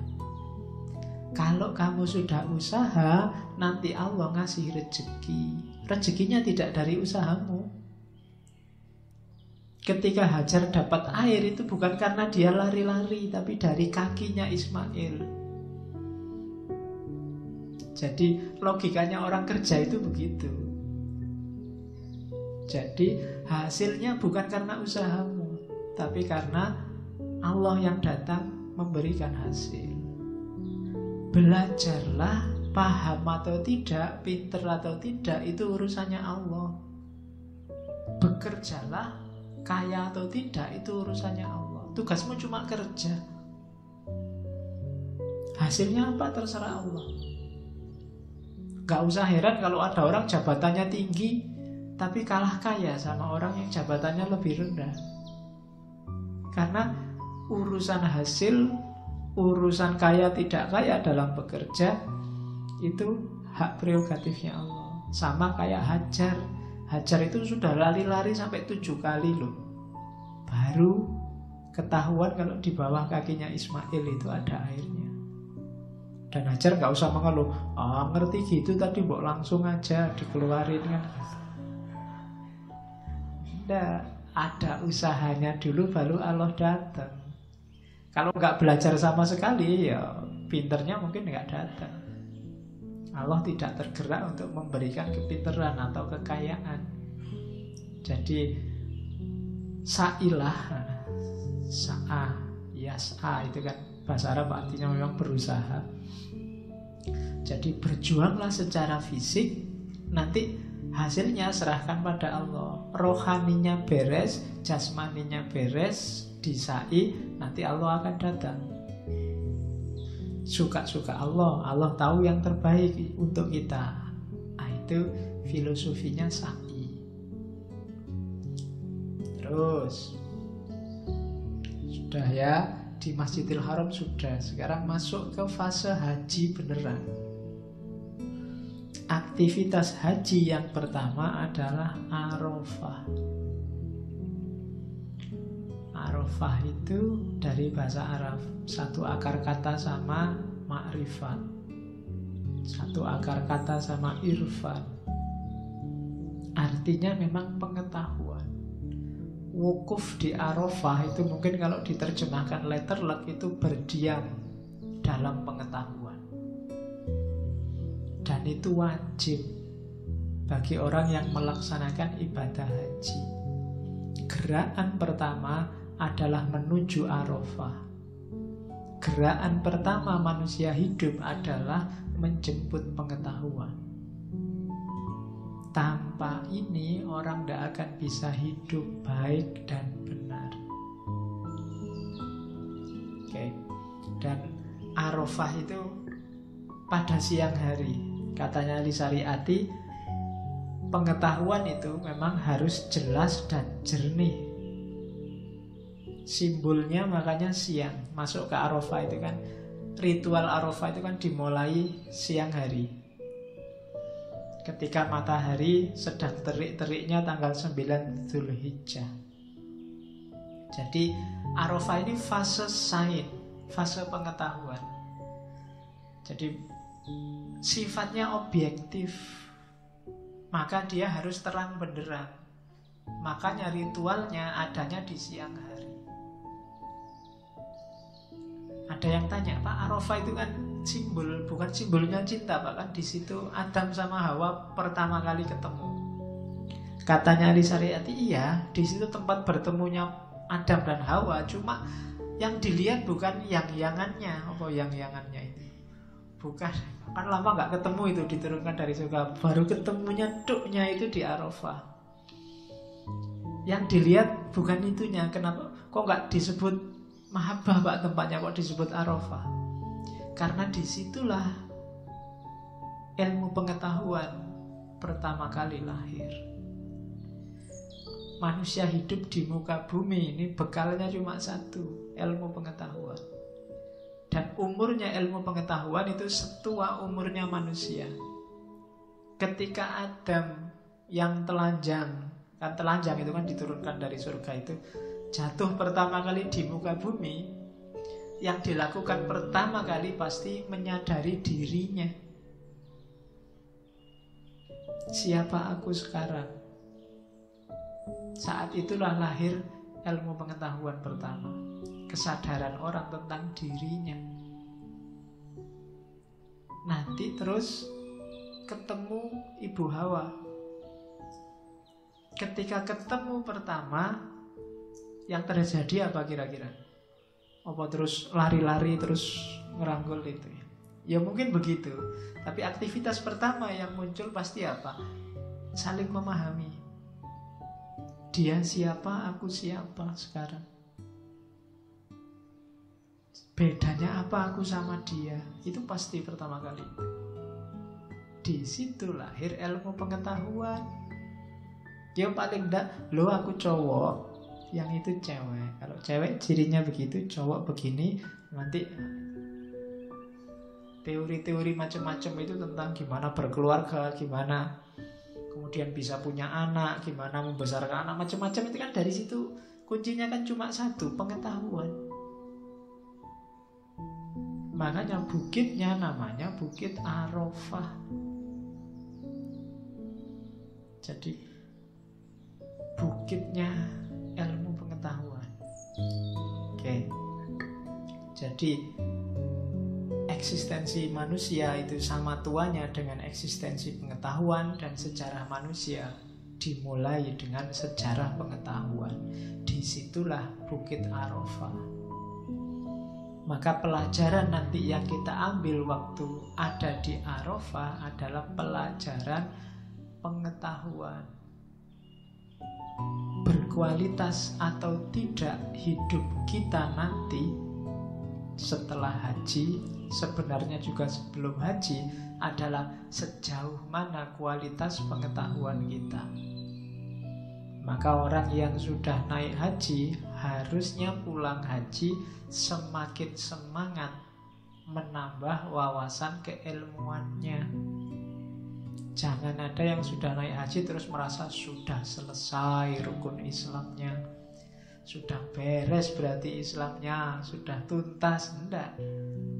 Ya, jadi justru dari situ ceritanya dimulai. Kan sudah disimulasi waktu haji. Jadi yang pertama harus pengetahuan. Arafah dulu. Nah, jadi haji itu kan aktivitas pertamanya berbondong-bondong menuju Arafah. Pengetahuan dulu. Orang hidup bekal utamanya pengetahuan. Setelah itu Musdalifah, Masy'ar, kalau bahasanya Ali Syariati, Masy'aril Haram. Setelah pengetahuan apa? Kesadaran. Jadi Masy'ar itu, Musdalifah itu simbol dari kesadaran dan intuisi. Makanya nginepnya, berdiamnya malam hari. Kenapa begitu? Kesadaran itu kan lahir dari merenungi pengetahuan-pengetahuan yang sudah didapat. Baru setelah itu kesadaran lahir. Dan perenungan ini yang paling efektif kan malam hari. Siangnya mengejar data, mengejar fakta, malamnya merenungi, berkontemplasi. Dari situ nanti muncul kesadaran. Makanya nginep di Musdalifah itu malam hari. Biar apa? Biar lebih mantap kesadarannya. Jadi setelah dapat pengetahuan, baru memasuki fase kesadaran. Jangan dibalik, katanya Ali Syariati. Prosesnya harus tahu dulu. Tidak mungkin orang sadar tanpa tahu. Kesadaran itu muncul pasti dari pengetahuan. Kalau ada orang sadar hanya karena ikut yang lain, itu biasanya dia belum sadar. Ya ikut-ikutan aja, ya manut-manut aja, tapi bukan sadar. Untuk sadar, bekalnya cuma satu, pengetahuan. Kamu tidak mungkin ngerti gimana jadi muslim yang baik, sadar muslim yang baik itu seperti apa kalau tidak punya pengetahuan tentang keislaman yang baik. Jadi setelah dari Arafah masuk ke Musdalifah, setelah tahu sekarang sadar. Setelah itu katanya Ali Syariati, bedanya tahu dan sadar ini loh. Kalau pengetahuan didahului oleh kesadaran, kebalik. Lahirnya apa? Idealisme, teologis, metafisik, a priori. Jadi orang-orang yang utopis, itu biasanya kesadarannya mendahului pengetahuan. Pikirannya abstrak, tidak ada faktanya. Mimpi ideologis, mimpi metafisik, mimpi teologis. Kebalikannya, kalau orang pengetahuan saja tidak bergerak ke arah kesadaran, dari situ lahir namanya materialisme. Materi saja, kenyataan real saja, ilmiah saja, tapi tidak mengubah peradaban. Tidak jelas arahnya mau kemana. Yang satu idealis, yang satu materialis.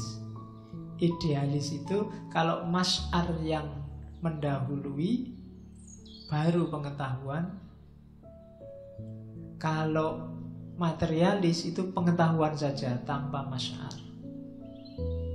Apalagi masyar saja tanpa pengetahuan. Kalau masyar saja tanpa pengetahuan, itu ya agama tidak difahami, hanya ditakliti.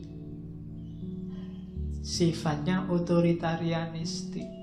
Itu masyar, sadar saja tanpa pengetahuan. Hasilnya ya tidak ada ilmunya. Yang lain ke selatan, ikut ke selatan. Yang lain ke Jakarta, ikut ke Jakarta. Sadar itu. Orangnya kalau ditanya sadar, sadar saya ini mau. Cuma minus pengetahuan. Hasilnya ya beragama tanpa pengetahuan. Kalau Arafah saja, pengetahuan saja, yang lahir materialisme. Kalau masyar dulu baru pengetahuan, yang lahir idealisme, utopia. Yang benar gimana? Arafah dulu baru masyar, pengetahuan dulu baru kesadaran. Jadi ini rentetannya haji tidak boleh dibalik, tidak boleh ke Musdalifah dulu baru ke Arafah. Memang Allah sudah mengatur begitu biar kita ngerti bahwa pengetahuan dulu. Maka nyari ilmu itu kuncinya. Manusia tidak akan berkembang kalau ilmunya tidak tambah. Hidupmu tidak akan berubah kalau wawasanmu nggak tambah. Kalau nggak percaya, potong kuku saya. Loh iya, ya masuk potong kepala. kuku aja kan cukup, lebih bermanfaat. Oke, jadi itulah Masy'aril Haram, tandingannya Masjidil Haram. Terus setelah itu, disinilah puncaknya, namanya Mina. Mina itu simbol cinta, tahap paling ideal, simbol syahadah. Di Mina ini orang yang haji nginepnya paling lama. Jadi dalam Mina itu Muna, kata dasar artinya harapan, cita-cita, idealisme, cinta. Disinilah fase terakhir. Pengetahuan dan kesadaran tadi muaranya adalah cinta. Tahu untuk apa sih Pak? Sadar untuk apa sih Pak? Tahu dan sadar untuk mencapai makom cinta kepada Allah. Jadi tidak hanya terpaksa menyembah Allah, tidak hanya terpaksa menjalani sholat, melakukan haji. Tapi ketika sudah nyampe Mina, pengetahuannya sudah lengkap dan sudah sadar mana yang terbaik, akhirnya ngertilah dia bahwa beragama itu dasar utamanya adalah cinta. Berarti kalau sudah nyampe di sini, dia sudah nyampe Mina. Bekal cinta inilah yang nanti harus dipakai untuk bertanding dalam kehidupan nyata. Hanya saja, untuk bisa dari pengetahuan, kesadaran mewujudkan cinta di Mina, katanya Ali Syariati, ternyata manusia tidak cuma ketemu Allah, tapi juga ketemu setan, ketemu alangan, ketemu godaan. Yang orang disuruh milih Allah apa milih setan. Nah itulah gelanggang hidup itu begitu. Kamu ilmunya sudah dalam, juga sudah sadar. Begitu mau diaplikasikan, taklukkan dulu godaan-godaan. Itulah Mina. Maka di Mina tidak cuma wukuf, tapi di sana ada aktivitas melempari setan. Namanya jumroh, melempar. Makanya orang haji itu di antara aktivitasnya, di antara sangunya harus kerikil. Kalau sekarang tempatnya jumroh sudah enak, bentuknya lebar kayak tembok luas gitu. Kalau zaman dulu modelnya tugu, tugunya mungkin setiang inilah. Dan itu menyusahkan kalau tugu, karena kamu melempar dari sini, kalau meleset kena gundulnya yang di sana. Jadi kalau tidak hati-hati, jadi kalau mau sambil ngelempar sambil hati-hati nih kalau tiba-tiba. Jadi makanya dulu ada anekdot waktu dilempar kena balas lempar, akhirnya yang sini marah, sesama setan jangan saling lempar dong. Ada yang bilang gitu. Jadi kalau sekarang lebih enak karena modelnya luas. Jadi orang bisa. Tapi zaman saya di sana ya ada saja yang kena kepala depannya. Jadi kan mantri itu, yang sana mepet sana, yang sini dari belakang, rasanya ya nyampe aja cuma segitu, tapi kenanya depannya dok gitu ya. Ya udah pura-pura nggak ngerti aja pokoknya kayaknya. Yang kena kan mesti noleh, kita pura-pura nggak ngerti aja, biar aja. Oke. Ya, niatnya ngelempar setan kok. Kalau kena yang situ ya berarti. Oke. Ya. Jadi aktivitasnya kan itu ada 3 tempat. Kalau sekarang enak kan tingkatnya bisa sampai 4. Oke. Nah, sukses kita berada di dunia cinta kalau menaklukkan 3 berhala dalam aktivitas lempar jumroh. 3 berhala itulah yang nanti oleh Ali Syariati disebut Trinitas. Jadi Trinitas bukan Tuhan Roh Kudus dan lain-lain. Tapi Trinitas itu 3 berhala yang harus dihancurkan. Simbolnya saat jumroh, tapi praktek nyatanya ya dalam hidup kita sehari-hari. 3 setan ini, 3 berhala ini dalam kehidupan kita sehari-hari ini saling kerjasama. Meskipun identitasnya beda-beda, kerjasama untuk apa? Untuk menjerumuskan kita terus goda, kita sadar apa tidak sadar. Berhala pertama itu kan jumroh ulang.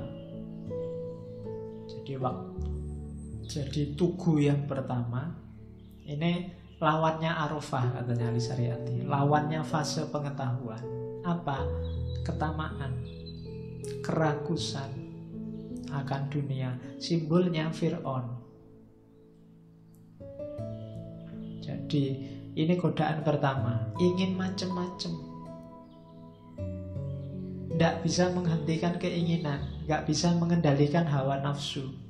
Itu berhala pertama. Lemparilah sampai dia jatuh. Jangan sampai kita yang kalah. Kalahkan Fir'aun dalam diri kita. Siapa? Yang tamak. Fir'aun itu kan tamak luar biasa, ingin menguasai segalanya, ingin menguasai dunia, bahkan memposisikan dirinya hampir kayak Tuhan. Manusia itu kalau dibiarkan keinginannya, dunia seluruh isinya gak akan cukup, kan itu hadisnya. Kalau dikasih 1 gunung emas, dia akan minta 2 gunung emas. Dikasih 3, dia akan minta 4. Diperbolehkan jadi malaikat, mungkin dia minta jadi Tuhan. Itu manusia. Kalau kita tidak bisa nyampe itu apa? Menaklukkan nafsu tamak ini, hidup kita akan rusak. Jadi ada titik-titik tertentu yang kita harus ngerti kapan harus berhenti. Tamak itu wujudnya macam-macam, gak cuma urusan harta loh ya. Waktu misalnya internetan, HP-nan, itu kadang-kadang kita tamak kelihatan, tidak berhenti-berhenti, pingin terus. Kayak kamu main game itu loh, iseng aja pak sebentar, kok enak pak, naik 1 level apa enggak apa-apa, loh kok seru ini pak, terus. Itu tamak namanya, pingin terus-terusan. Itu yang bikin kita banyak sekali ketergantungan terhadap harta, jabatan. Itu biasanya karena tamak, tidak ngerti kapan harus berhenti. Itu berhala pertama yang harus kita taklukkan dalam hidup. Kalau waktu haji disimbolkan kita lempari dia sampai runtuh. Berarti harusnya pulang dari haji tidak tamak lagi. Apalagi di depan namanya ada gelar H, tidak boleh tamak. Kalau masih tamak, ayo hanya jadi 3, hahaha. Apalagi kalau tamaknya nggak berhenti-berhenti, nanti orang jadi sinis, hehehe. Kan kamu gitu kalau ngetawain orang lewat PA. Terus berhala kedua sekarang, simbolnya Korun. Lawannya Masy'ar, lawannya intuisi, lawannya kesadaran. Apa? Mementingkan diri sendiri. Orang yang tahu kemudian sadar, itu biasanya digoda oleh egoisme. Aku ini yang benar, aku loh yang pinter, yang ngerti sendiri dan sekarang sadar. Mementingkan dirinya sendiri. Simbolnya Korun. Korun itu awalnya miskin. Ketika miskin dia baik, soleh. Begitu kaya, egois sudah. Orang lain sudah dianggap ala paling iri sama hartaku, paling pingin kaya aku. Itu egois, mementingkan dirinya sendiri. Ini penyakitnya Masy'ar. Penyakitnya orang yang sudah sadar. Orang pinter, intelektual, cendekiawan itu banyak kena penyakit, kena berhala kedua. Mementingkan dirinya sendiri. Harus ditaklukkan. Berhala yang ketiga adalah musuhnya makom mina, musuhnya tahap mina. Apa? Pamrih, tidak ikhlas. Simbolnya Bal'am. Bal'am ini ulama yang kawin sama politik. Ulama yang menggadaikan agamanya demi kepentingan duniawi. Itu Bal'am. Dan cirinya apa? Ya dia ulama sih, ya ibadah, soleh, tapi tidak ikhlas. Itu berhala ketiga. Runtuhkan itu juga. Apapun dalam dirimu yang kecenderungannya bukan ilaihi roji'un, tidak ikhlas untuk dan karena Allah, itu godaan berhala ketiga. Simbolnya Bal'am. Jangan salah, nanti kalau kita haji, yang dituju pertama berhala ketiga dulu, dilempar pertama. Berhala pertama dilewati, berhala kedua dilewati, ketiga dulu dilempar, terus baru yang sebelumnya. Mungkin logikanya yang ketiga ini paling bahaya. Pamrih, tidak ikhlas, jadi akar dari berhala-berhala selanjutnya. Meskipun nanti di jumroh yang selanjutnya bisa dari yang pertama, tapi jumroh yang awal itu pakai berhala yang ketiga yang dilempar. Nah, ini melempar jumroh, menaklukkan setan. Tapi sebenarnya setannya ada dalam diri kita sendiri.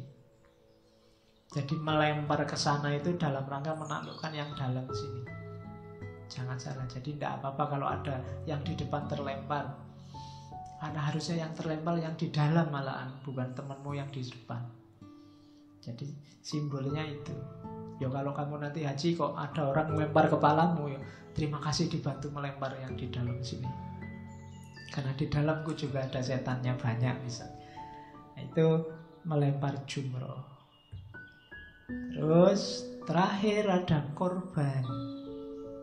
Ini kan sudah 10 Dzulhijjah, nanti jamaah haji biasanya korban. Ada yang karena dam, ada yang karena Idul Adha. Ini pelajaran besarnya korban itu ya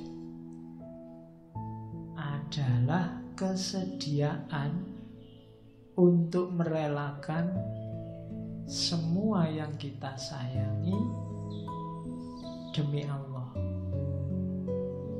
Ini ceritanya kan Ibrahim dan putranya Ismail. Ismail ini kan anak yang sangat disayang oleh Ibrahim. Karena sampai tua dia tidak punya anak. Terus menikahi budaknya Hajar dan nanti punya anak Ismail. Paling disayang dan diujilah oleh Allah dengan ujian paling dahsyat. Disuruh mengorbankan anaknya sendiri. Oh, itu bisa mati-matian kita kalau dapat kayak gini kan. Jadi ternyata yang paling kita sayang itulah yang disuruh mengorbankan. Tapi karena yang diperintah Ibrahim dan Ismail, ya dijalankan. Jangankan itu ya, kalau kita mungkin yang disayang, jangankan anak, mungkin disuruh putus sama pacarnya, itu kamu juga, itu bukan Allah, mesti itu, mesti gitu. Kamu mesti dadak nawar, dadak mikir pakai akal. Tapi kalau Ibrahim enggak. Ketika dia yakin itu dari Allah, ya meskipun anaknya sendiri dikorbankan.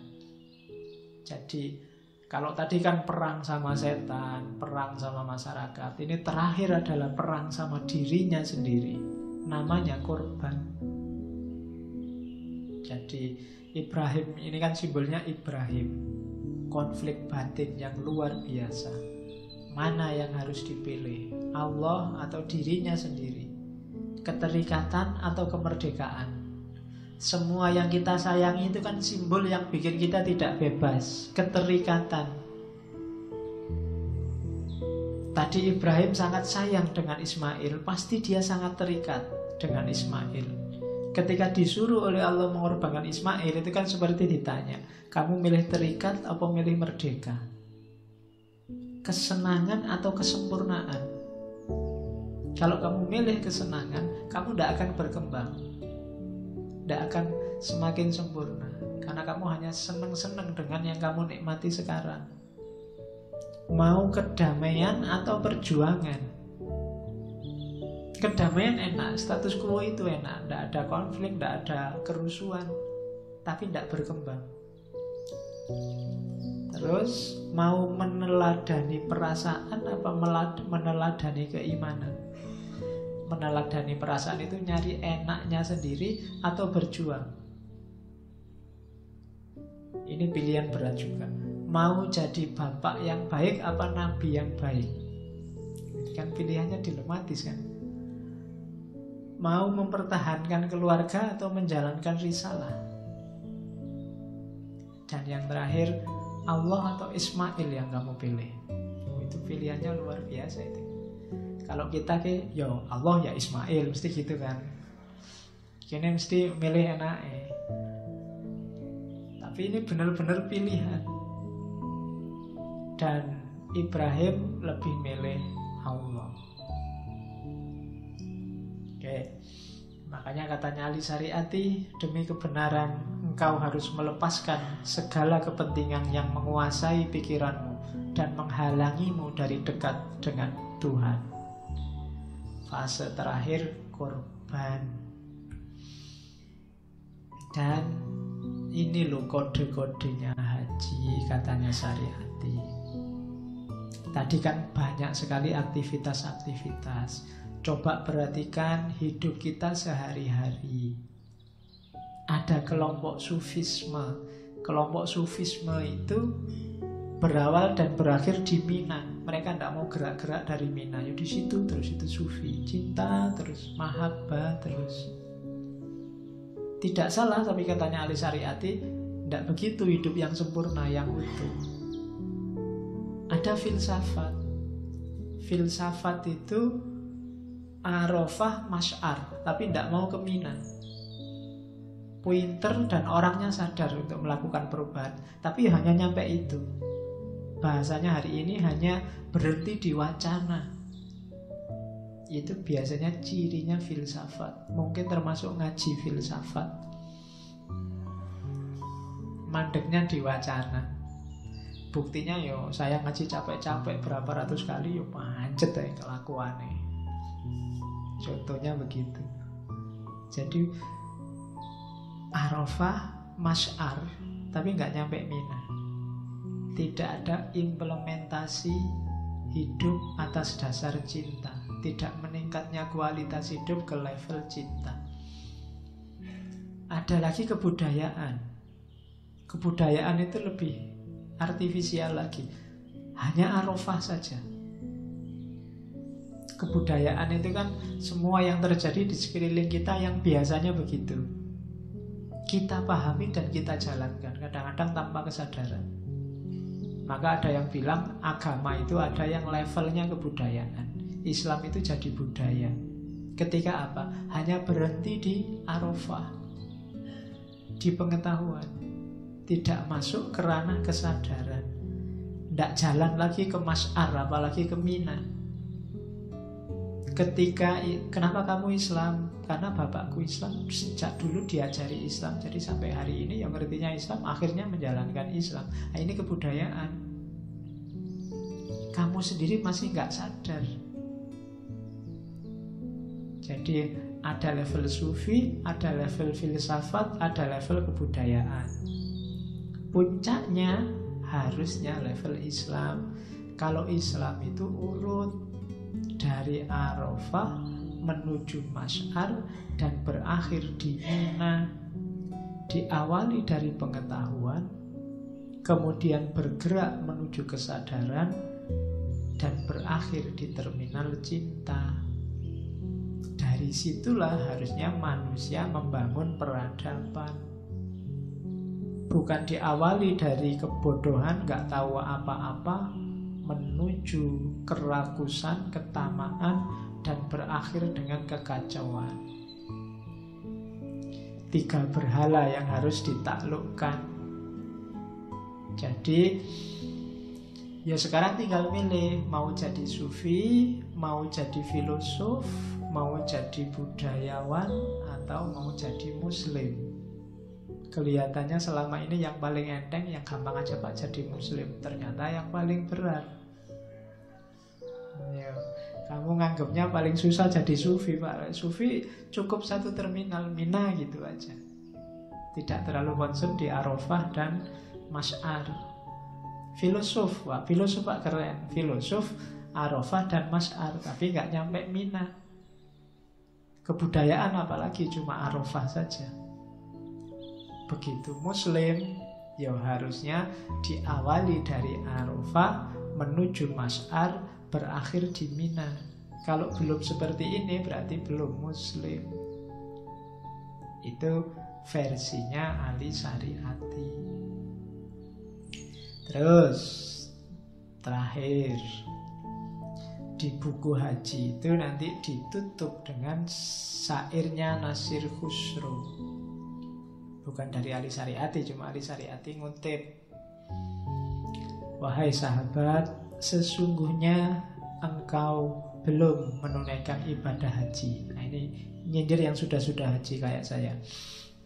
Kemarin itu cuma formalitas, belum bisa mengambil intisarinya. Sesungguhnya engkau belum taat kepada Allah. Memang engkau telah pergi ke Mekah untuk mengunjungi Ka'bah. Ya memang engkau telah menghamburkan uang untuk membeli kekerasan padang pasir. Jika engkau berniat hendak melakukan ibadah haji sekali lagi, berbuatlah seperti yang telah kuajarkan ini. Jadi drama spiritual tadi itulah miniatur rahasia penciptaan Adam, penciptaan manusia. Seperti apa kita harus bergerak, seperti apa kita harus menyeimbangkan antara pengetahuan, kesadaran, dan cinta. Bagaimana kita memasukkan Allah dalam hidup, sebagaimana di tawaf.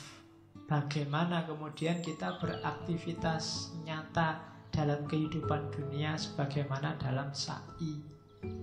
Dan bahkan puncaknya, bagaimana kita sanggup kemudian menomorsatukan Allah, ikhlas berkorban untuk Allah, ikhlas memberikan apapun yang semula bukan milik kita, aslinya hanya untuk Allah.